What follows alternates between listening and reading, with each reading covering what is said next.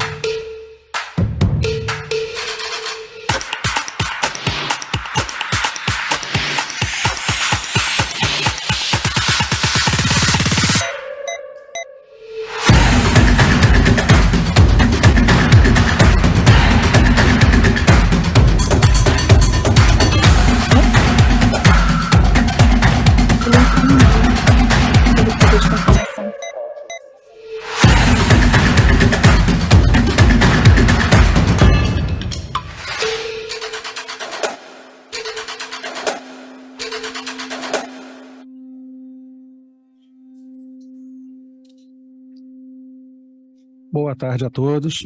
Aos que não me conhecem, sou o Max Paul, presidente da BET-Chamber. No dia de hoje, a Câmara Texana de Comércio no Brasil, apoiado pela Federação das Câmaras de Comércio Exterior, na Sala Oval da Confederação Nacional do Comércio, realiza o primeiro Diálogos com a BET-Chamber, com o tema O Setor da Aviação Comercial após a aprovação da medida provisória do voo simples. Ao meu lado estão o diretor executivo da FCCE, Dr. Marco Aurélio, o vice-presidente da Federação das Câmaras de Comércio Exterior, Dr. Mauro de Lima Câmara. Do outro lado estão nosso mediador, o Dr. André Luiz Andrade, além dos nossos convidados presentes nessa sala. Sejam todos muito bem-vindos.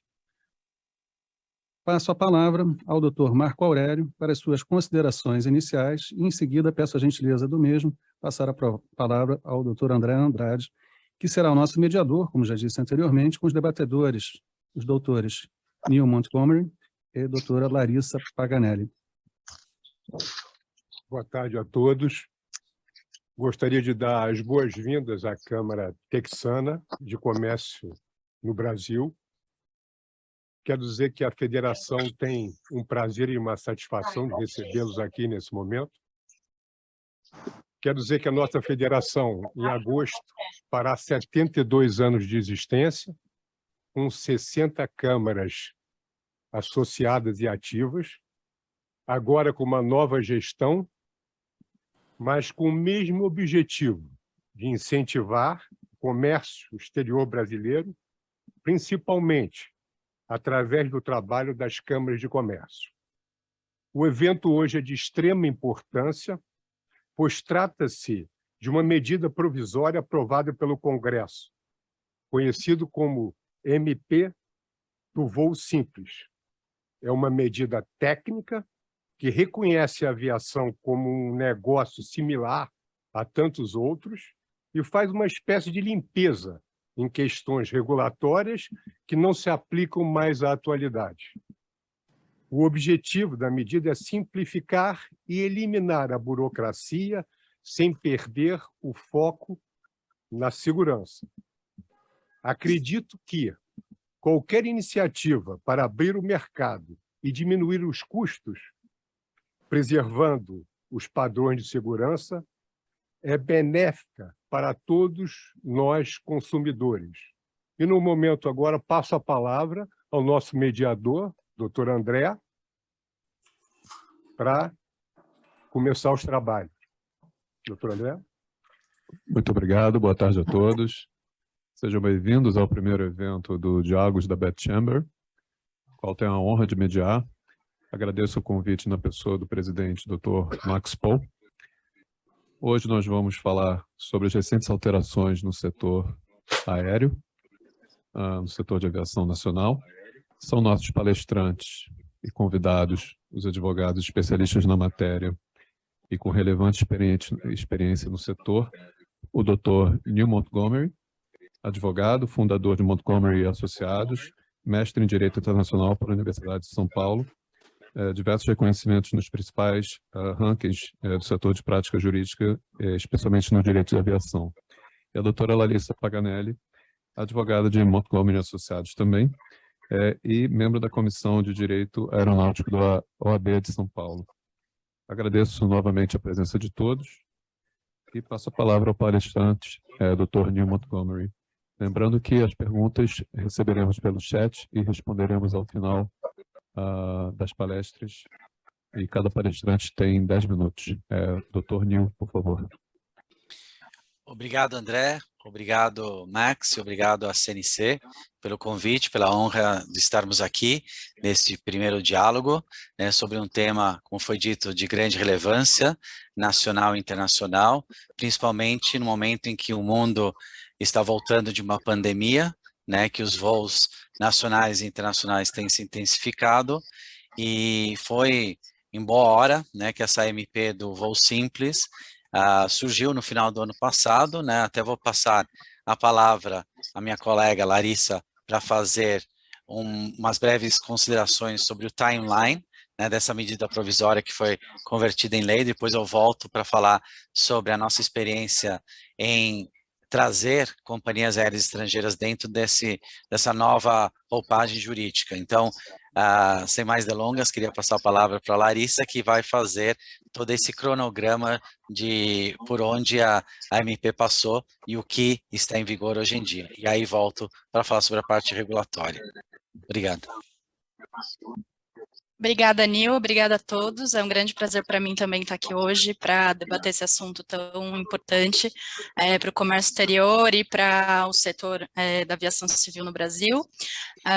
Como o Nil introduziu, nós fizemos este timeline para que vocês entendam qual foi a tramitação da medida provisória, né, desde a sua publicação até a conversão em lei, mais recentemente. Fomos surpreendidos aí nos últimos dias do ano de 2021 com a feliz surpresa, né, surpreendente, mas feliz surpresa da publicação da MP no dia 30/12 de 2021, como também foi introduzido no começo, é uma medida provisória que visa desburocratizar, desregulamentar e alinhar o setor da aviação civil aos parâmetros internacionais. A gente vai falar sobre 2 pontos mais específicos aqui hoje, em razão do tempo que a gente tem, mas a princípio foi 30/12 a publicação, em maio a Câmara dos Deputados aprovou o MP e numa medida polêmica inseriu uma emenda a respeito do despacho gratuito de bagagem, que a gente vai falar logo após. No mesmo mês, o Senado confirmou o texto da Câmara com essa emenda, e voltou para a Câmara, foi necessário, em razão do processo legislativo, voltar para a Câmara dos Deputados mais uma vez, e o presidente da República sancionou o texto da medida provisória e converteu em lei no dia 14/6 de 2022, com um veto a respeito da questão do despacho gratuito de bagagem. Havia sido incluído pela Câmara e confirmado pelo Senado.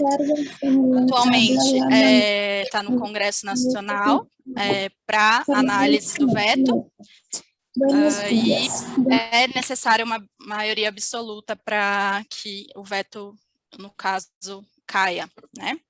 Então, a expectativa é que, como há o recesso agora do Congresso, eles voltem a matéria em meados de agosto, início de setembro, mas é só para dar um panorama geral a respeito da tramitação da medida provisória, que acho que é importante para situá-los no contexto de tempo histórico. Aí eu passo a palavra para o Nil para discorrer sobre as alterações relevantes regulatórias no que toca à parte corporativa. Bom, podemos passar para o próximo slide, ok? Isso. Pronto.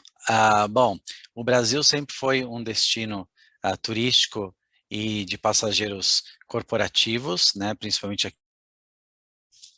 Essa MP do voo simples, de fato, tentou desburocratizar e simplificar o procedimento que antes da MP compreendia 2 etapas. Ambas as etapas eram realizadas perante a ANAC, claro, depois teria o envolvimento da Junta Comercial e da Receita Federal, com a abertura da filial e a obtenção do CNPJ, mas perante a ANAC essas 2 autorizações regulatórias eram necessárias. Primeiro, uma autorização de funcionamento jurídico, que era uma etapa praticamente puramente jurídica, de apresentação de documentos societários, balanços financeiros, né, e demais documentos jurídicos para que a ANAC pudesse autorizar o funcionamento jurídico, que nada mais é do que a empresa aérea estrangeira estabelecer, abrir uma filial aqui no Brasil. E aqui é importante salientar que, diferentemente de outras empresas multinacionais que operam em nosso mercado, uma das grandes exceções, a estrutura diferenciada de atuação no nosso mercado brasileiro é o caso das companhias aéreas. Então, diferentemente de uma multinacional automotiva, produtiva, de prestador de serviços gerais, que aqui no Brasil abre uma limitada, uma SA, como uma subsidiária, né, de um sócio controlador estrangeiro, uma companhia aérea estrangeira, ela abre aqui no Brasil uma filial, ou seja, é uma extensão da própria pessoa jurídica, né, embora na prática, no Brasil especificamente, a filial brasileira da companhia aérea estrangeira receba um CNPJ e a matriz estrangeira receba outro CNPJ. Então, é como se fossem 2 entidades separadas, mas na prática há uma mesma personalidade jurídica. Então, possui todo um tratamento jurídico, um tratamento societário diferenciado. Isso levou com que, tradicionalmente, as juntas comerciais, onde os atos societários das companhias aéreas são registradas aqui no Brasil, tenham uma certa dificuldade em trabalhar com esses documentos, porque estão mais acostumados, né, com documentos locais, de limitadas, de SAs, então é um pouco diferente. Então, como nós vamos chegar à conclusão, talvez, de que até essa MP do voo simples tenha facilitado um pouco esse trâmite. Então, uma vez obtida a autorização de funcionamento jurídico, a empresa aérea podia abrir uma filial, né, no estado onde quisesse, né, com os seus atos registrados na junta comercial, requeria o CNPJ, e o próximo passo era obter a autorização de operação de voos regulares perante a ANAC. Essa etapa é uma etapa mais técnica, aeronáutica, que envolve uma série de documentos, análises, questões de segurança, enfim, a negociação dos slots nos aeroportos. Os slots nada mais são do que os horários de aterrissagem. Esse processo todo era um processo que, em média, durava mais ou menos uns 6 meses perante a ANAC. E sempre havia a questão, a grande preocupação das companhias aéreas era, tudo bem obter a autorização para operar os voos regulares, mas gostariam de poder comercializar o mais rápido possível os bilhetes aéreos desses voos. E esse processo, por levar alguns meses, trazia uma certa dificuldade nessa questão da comercialização dos bilhetes aéreos. Com a chegada da MP, o que foi feito foi transferir, né, esse poder de conceder a autorização de funcionamento jurídico da ANAC para o DREI, que é o Departamento Nacional de Registro Empresarial e Integração. É o órgão federal que coordena todas as juntas comerciais estaduais.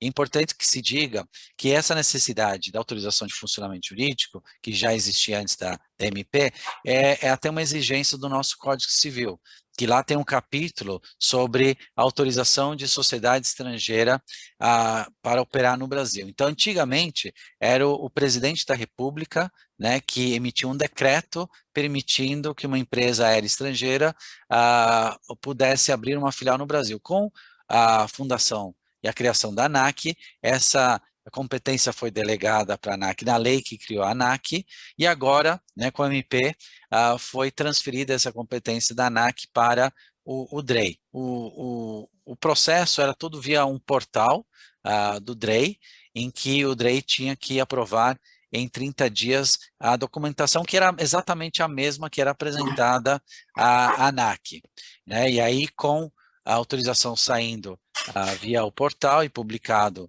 no Diário Oficial, aí você podia continuar as próximas etapas, né, de abertura da filial na junta comercial, assim como a autorização de operação de voo regular perante a ANAC. Então, o que a MP, no final do ano passado, como a Larissa disse, mudou foi apenas transferir da ANAC para o DREI essa análise documental da primeira fase.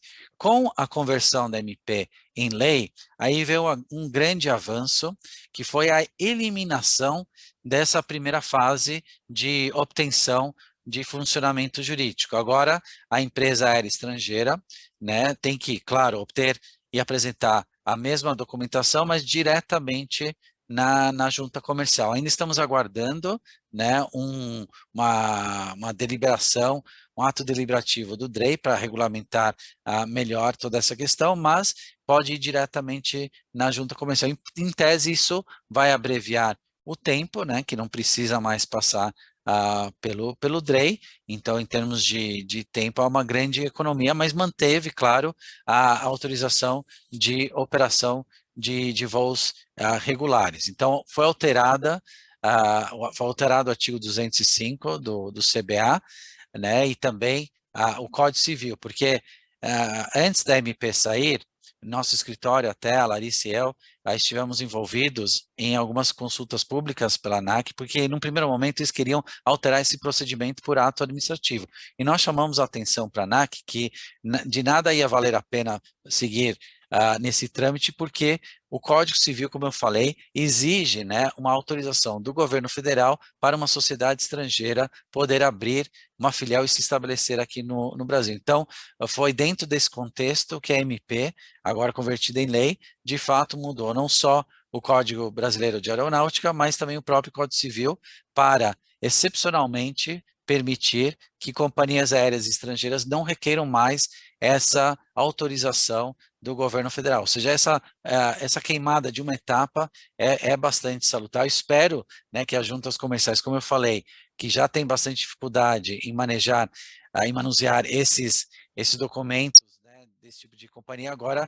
possam, digamos, acelerar os trâmites e não criar tantos entraves também, mas tudo está em acordo com os princípios, né, de liberdade econômica e de desburocratização que o governo federal tem implementado. Então, de certa forma, é muito salutar. Nós até tivemos um caso concreto de processamento dos documentos de uma companhia aérea low cost dentro da MP, não convertida em lei. Então, estamos aguardando um primeiro caso também de companhia aérea a abrir aqui no Brasil, agora sob a nova lei do voo simples. Então, em suma, isso deve facilitar muito, né? Agora que o Brasil volta a ter um maior número de voos, esperamos que as companhias aéreas estrangeiras, não só regionais, mas globais, possam voltar ao nosso país para conectar o nosso país com o maior número de destinos possíveis pelo mundo, né, para que o Brasil possa se inserir nesse comércio internacional e no turismo internacional da forma mais efetiva. E falado isso, eu volto a passar a palavra para minha colega Larissa, que abordará rapidamente os demais aspectos regulatórios, né, da MP do voo simples e a grande questão polêmica também, que é a franquia, gratuita ou não, de bagagem. Obrigada, Nil. Vamos passar esses slides para pontuar rapidamente quais outras alterações ocorreram com a MP. Não vamos entrar em cada uma delas, em razão do tempo, e estamos, enfim, à disposição para quaisquer esclarecimentos adicionais e necessários, né, a respeito. Então, outras alterações foram quanto aos serviços aéreos e passageiros. Na revogação, houve na lei uma revogação, antigamente havia diferenciação entre serviços aéreos públicos e privados, entende-se agora atualmente que todos são considerados uma atividade econômica de interesse público. Quanto às aeronaves, havia uma limitação sobre manutenção de aeronaves realizadas por mecânicos com certificações específicas, agora isso tende a ser simplificado. Quanto ao registro aeronáutico brasileiro, que é um órgão dentro da ANAC, que cuida do registro de aeronaves, eles simplificaram os procedimentos também de registro das aeronaves.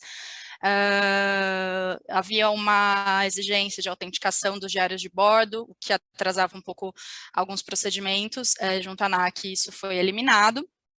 Eu estou passando para que a gente tenha uma visão mais geral das demais alterações. E quanto às taxas, havia necessidade de pagamento de taxa de inspeção, essa taxa foi cancelada, e foram criadas bandas de complexidade para cobrança de tarifas mais proporcionais relacionadas ao tamanho da companhia aérea, ao tamanho da empresa,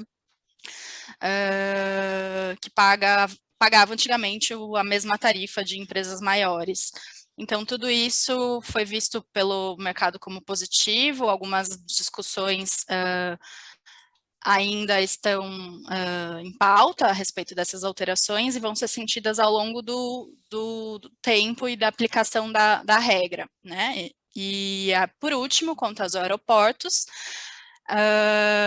teve uma alteração importante sobre aeroportos particulares, né, que antigamente você precisava de uma autorização prévia.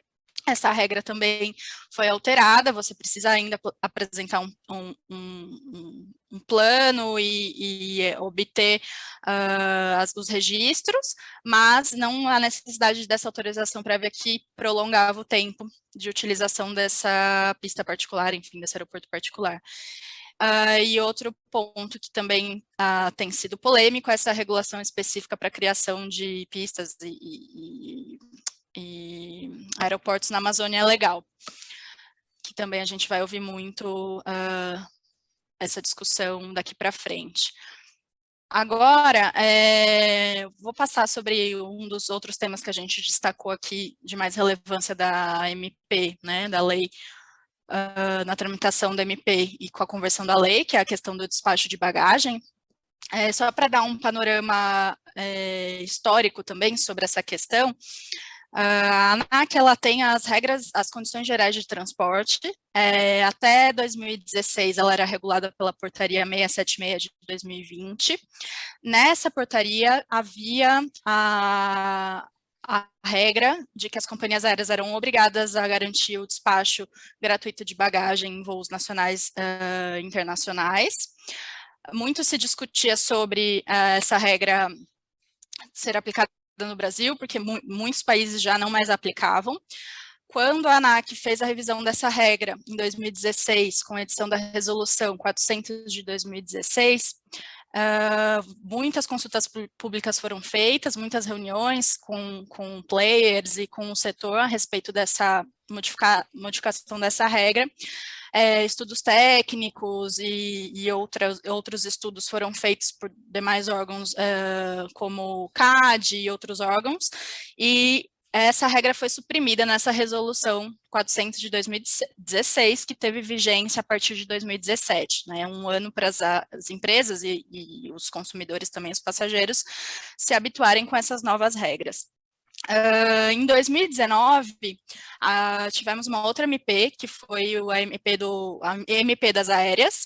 Essa MP, ela teve como principal alteração a possibilidade de abertura do capital estrangeiro nas empresas aéreas locais, né, domésticas. Antigamente, por regra do Código Brasileiro de Aeronáutica, pelo CBA, era limitado a 20%. Essa limitação caiu, hoje é possível que haja capital estrangeiro 100% dentro de companhias aéreas estrangeiras. Dentro de companhias aéreas brasileiras. E dentro na tramitação dessa medida provisória das aéreas em 2019, já havia a tentativa de incluir uma regra novamente para permitir o despacho gratuito, né? Essa regra já havia sido vetada, essa nova inclusão, de novo, dessa regra foi muito discutida e foi já vetada pelo presidente à época. Então, esperava-se que esse ano também houvesse o veto, porque as razões técnicas haviam sido mantidas e seria um contrassenso não haver o veto, mas muito se discutiu a respeito disso. Isso é só um panorama histórico para entender a discussão, a complexidade e a insegurança jurídica em si que a gente enfrenta no dia a dia para conseguir, muitas vezes, explicar a regra está vigente, não está vigente, né? A mídia também às vezes publica a regra de uma forma que o passageiro em si não entende se está vigente ou não, porque demanda análise técnica legislativa. Então, esse é um panorama histórico. Recentemente, com a MP 1089 de 2021, não havia nenhum dispositivo nela a respeito disso, então mantida a regra da possibilidade de cobrança do adicional de bagagem, como já vinha sendo feito desde 2016, 2017, né, aliás, e na tramitação, como eu mostrei no timeline, dentro da Câmara, houve uma inclusão de uma emenda no texto da MP, alterando, no caso, o artigo 39 do Código de Defesa do Consumidor, para que voltasse ao despacho de bagagem gratuito de 23 quilos nos voos nacionais e de 30 nos voos internacionais. Isso depois passou no Senado, né? A gente viu que o Senado ratificou essa alteração feita pela Câmara e houve o veto, como eu já mostrei anteriormente, o veto pelo presidente da República a respeito, baseado em também diversas razões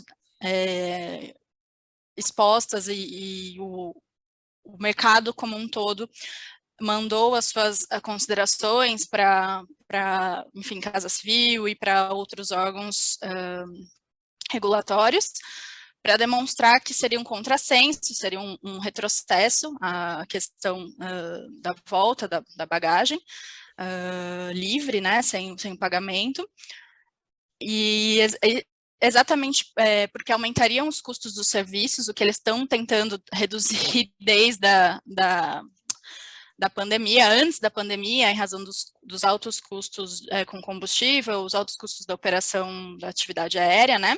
Então, seria um contrassenso, porque para a aeronave, obviamente, voar, ela precisa ser abastecida, e se for garantir 23 quilos ou 30 quilos para todo passageiro, ela precisa ser abastecida com mais querosene, e isso é um custo agregado à empresa, e da mesma forma que cada um teria a liberdade e a transparência de escolher quanto pagar, quanto de fato a sua tarifa está representando, se é só o serviço de transporte ou o serviço do transporte de bagagem, teria uma clareza maior no serviço prestado.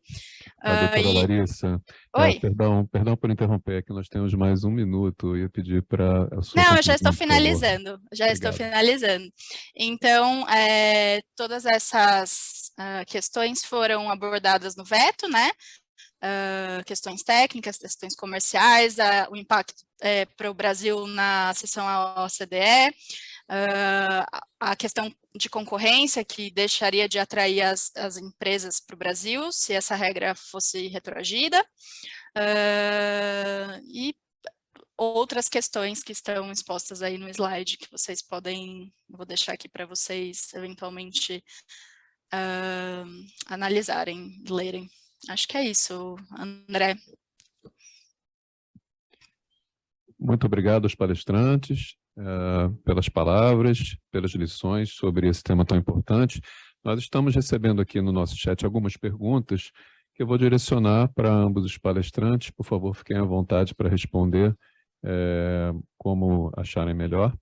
A primeira é a seguinte: se esse procedimento para a entrada das companhias aéreas estrangeiras no Brasil trouxe celeridade de fato, é mesmo atrativo ao setor aéreo ou ainda há alguns entraves burocráticos? Tá bom, eu vou responder essa então. Pelo menos nossa experiência nesse primeiro caso, durante a vigência da MP, é que não houve uma redução de tempo ainda. Eu acho que agora, na medida em que o processo, com a conversão da MP em lei, não vai exigir mais autorização de funcionamento jurídico, isso certamente vai queimar uma etapa importante. A única preocupação que eu tenho é que justamente as juntas comerciais possam processar esses documentos de maneira eficiente para efetivamente ganhar tempo. Mas, em tese, né, se tínhamos duas etapas, duas autorizações a serem emitidas, a gente cancela uma, em tese deveria reduzir o tempo, não digo pela metade, mas substancialmente, mas isso só teremos como ver a partir de agora, né, que a lei foi promulgada, e esperar o primeiro caso aí de uma companhia aérea estrangeira a tramitar sob a nova lei. Mas eu acho que em tese sim, André, a intenção é abreviar sim o tempo, como eu te falei, em média esse prazo era de 6 meses, nós até já conseguimos obter ambas as autorizações no passado em prazos recordes de 3 meses, né, mas espero que agora com uma única etapa, quem sabe entre 1 ou 2 meses a gente já possa obter essa autorização, que é o que as companhias aéreas querem para poder justamente comercializar os voos antes, né, do voo inaugural. Muito obrigado. Nós temos tempo apenas para mais uma pergunta, que eu vou direcionar aos palestrantes. É uma pergunta bem importante, que todos querem saber. As tarifas aéreas, de fato, se reduziram ou vão se reduzir com a possibilidade de cobrança da bagagem despachada? Larissa quer responder? Respondendo? Não, responde e eu complemento. Essa é a pergunta de $1 milhão, mas a questão é que individualmente se entende, porque cada um vai ter a liberdade para escolher se viaja a turismo, se viaja a trabalho, se carrega ou não mais ou menos bagagem, então individualmente sim. Como um todo, é necessário ainda se fazer estudos para verificar o impacto, porque em razão desde 2016 até agora, muitas crises econômicas foram enfrentadas, como altos preços que são monetizados em dólar na aviação, isso também impacta no custo da passagem, então por isso é um pouco difícil saber se só essa regra impacta ou não na diminuição da tarifa, então tem que ser analisado como um todo, mas sim, individualmente tende a diminuir. É que hoje em dia, André, o passageiro tem mais opções, né? Quando você compra uma passagem aérea, você tem vários tipos, né, de bilhetes. Você tem aquela super light, né, sem bagagem, outras com bagagens ou com outros benefícios. Então, eu acho que dá mais liberdade para o passageiro escolher exatamente que tipo de viagem quer fazer. E é importante nesse contexto da franquia de bagagem a inserção das companhias low cost, ou até das ultra low cost, como existem, porque para elas, de fato, pesaria muito ter que incluir no custo da passagem aérea uma bagagem, uma mala de graça, né, de 30 quilos para voos internacionais para cada passageiro. Então, para elas, certamente, do jeito que a lei está no momento, é bastante atraente. O Brasil tende a ser um destino atraente, um mercado atraente para essas companhias que têm custos altos, mas tentam reduzir ao máximo o preço da passagem para o seu passageiro. Mas há outros fatores talvez mais importantes na composição do preço, que, por exemplo, é o combustível, né? Combustível é um elemento bastante caro e pode talvez influenciar muito mais do que incluir ou não uma bagagem. Mas para certas companhias aéreas como as low cost, de fato, a exclusão da franquia gratuita é muito favorável para elas e sim reduz para seus passageiros o custo do bilhete. Muito obrigado aos palestrantes, esperando que a alteração legislativa de fato contribua para um ambiente de modernização e acima de tudo, regras mais justas, tanto para as companhias aéreas quanto para os consumidores. Agradeço a presença de todos, agradeço mais uma vez aos palestrantes e a atenção, e passo a palavra ao presidente da Câmara Texana de Comércio, Dr. Max Paul. Bem, o tema abordado hoje foi a alteração promovida pela medida provisória número 1089 de 2021, que regula o setor aéreo do Brasil. Esperamos que tenham todos gostado do evento e como possam estar presentes no nosso próximo. Isso está marcado para o dia 2 de setembro, com o tema Jogos e Apostas Esportivas no Brasil. Eu gostaria ainda de deixar consignado os meus agradecimentos aos senhores Tiago Casselato, Márcio Soares, senhora Bárbara Pereira, senhor Eduardo Trenta, Rogério Terra e Matheus Cardoso, que nos prestigiaram aqui presencialmente e que fizeram, de certa maneira, tudo estar acontecendo corretamente. Aos debatedores, ao nosso estimado mediador e a todos os presentes, assim como nossos convidados e amigos, o nosso muito obrigado e sejam sempre muito bem-vindos às nossas atividades. Dou por encerrado o evento. Novamente, muito obrigado.